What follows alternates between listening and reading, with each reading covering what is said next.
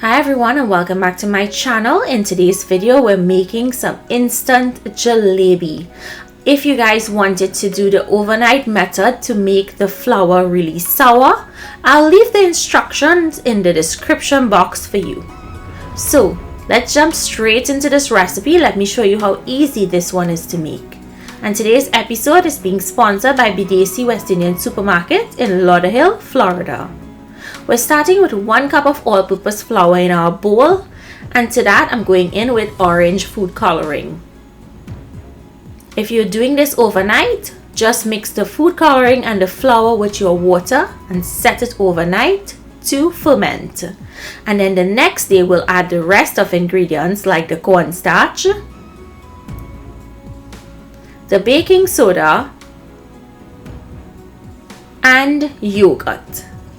So once your flour ferments, these are the other ingredients you're going to add in. The yogurt is going to help add a little more of that sour taste, but it's not going to be a strong taste as you're accustomed to. So add in your water and give that a mix. You want to mix it really well. You don't want any lumps and you want a nice smooth batter similar to a pancake batter. So mix it really well, and after you finish mixing it, it should look nice and smooth. So once it looks like that, you're going to pour it into a squeeze bottle. You can use a ketchup bottle or a mustard bottle, and just set that aside. So let's make the syrup. We're going in with water and some light corn syrup. If you guys don't have light corn syrup, that's okay. Just use all sugar. In goes sugar. And if you wanted to add a few cardamom pods in here, you can, but I do not want to add the cardamom pods. I just want that classic flavor. Give that a mix and bring it up to a simmer. Allow those sugar crystals to dissolve. We're not looking for this to form a thread, we're just looking for a very sticky syrup. And you don't want it to be too thick, because if it's too thick, it's not going to be absorbed by the jalebi. So once it's glossy and it's sticky, when you put it between your fingers, it's ready. Now let's fry the jalebi. So as you'll see, I'll start piping my jalebi and it's not really fizzing a lot in the oil. That's because the oil is not hot enough. So you need, when you drop it into the oil, it looks like this. It starts to fry and puff up instantly. So you want to fry this on a medium-high heat.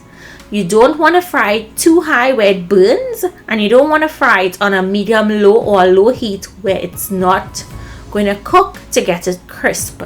You need this perfect temperature. You need it to bubble like this, so that it creates that crisp exterior. And you're going to allow it to fry until the bubbles subside. Once the amount of bubbles start to lessen, you'll know that the jalebi is finished frying.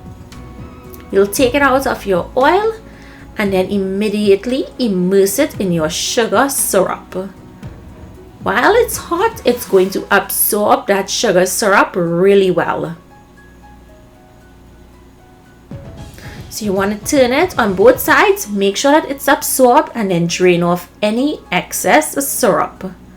I like placing it on a wire rack so that the excess sugar syrup can drip off.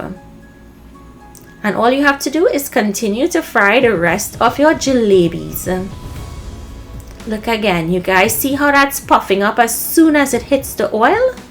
And how the oil is fizzing or bubbling when it drops into the hot oil? That's what you want. And the batter is the perfect consistency. It's not very runny. It's a nice pancake-like batter consistency. So you can fry these a couple at a time. Make sure when you're frying them, they're nice and crisp before you take them out of the oil. If you take them out too soon, they're going to get really soft when you soak them.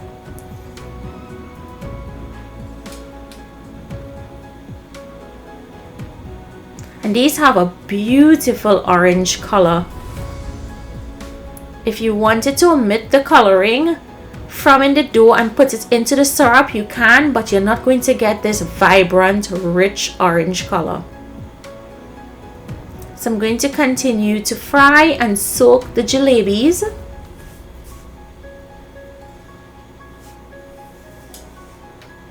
Just be very careful. Dip them, give them a mix, drain off the excess sugar syrup, and continue to fry your jalebies until you've fried out all of them.